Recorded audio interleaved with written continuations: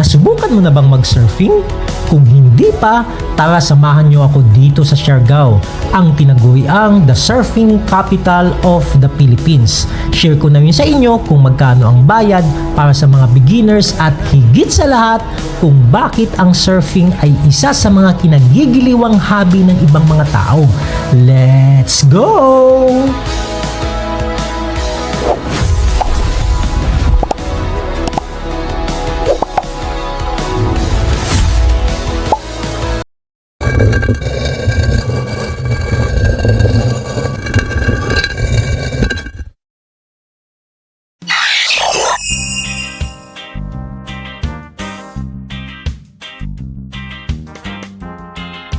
Surfing was originated in Polynesia, particularly sa mga bansa ng Tahiti, Marquesas at Hawaii. Hindi lamang ito isang recreational hobby kundi isa ring spiritual practice na kung tawagin sa salitang Hawaiian ay Henalu. Ang hobby na ito na kalaunan ay naging sports na rin ay kumalat sa California at Australia noon pang 1900s. Kailangan yung issue ng pagdapa mo hanggang dito lang, ganyan. Tapos yung paa mo hindi siya ganyan daw tatakakan. Pag sabi ko paddle, left right lang. Paddle. Pag sabi ko ready, so yung chest mo, yung kamay mo dito sa chest. Sige, paddle. Push up. Tayo. Right, left. Okay, that's good. So yan guys, ang bilis lang ng tutorial na ginawa yung coaching dito sa area na to. So around mga 10 minutes lang. So mabilis naman tayong natuto. Actual na lang ngayon ang makikita natin, no? Kung paano tayo mag-perform sa actual. This is it guys. Simulan na natin ang ating surfing adventure. Saan yung unang mo sa LU? Saan ko na nag-surfing lesson? Baler. Sa Baler. Dito na tayo ha. Pag sinabi kong ready, put your hands. Si ma'am muna, ladies first. Okay.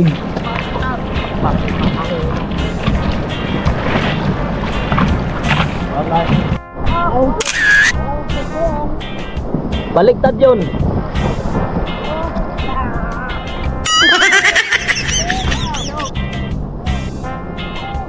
Ganyan, tayo na. Yun. Huwag mo lang masyadong right, left. Okay, tayo na. Yun, bigatan mo sa harap konti. Ay, late na.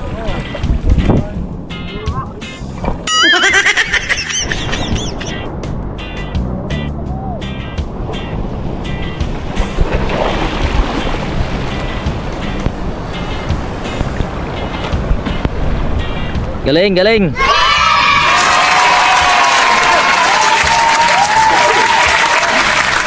Tingin ma'am, tingin ka. Okay, continue.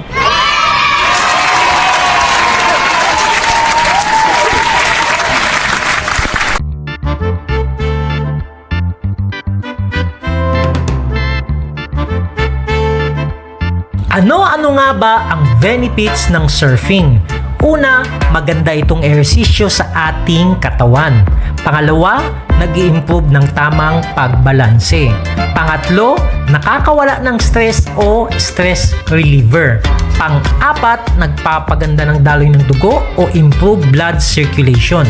Panglima, ang pag-surfing sa umaga o sa bandang hapon ay nakakakuha ng vitamin D sa araw para sa malakas na mga buto at pag-absorb ng calcium. Pang-anim, nag-i-improve ng flexibility ng ating katawan. At pang-pito ay nag-i-improve ng mental health at nagbo-boost ng ating immune system.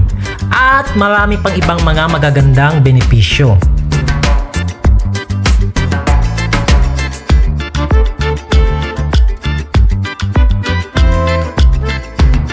Magkano naman ang magagastos ng isang beginner surfer dito sa Cloud9 Siargao as of 2026?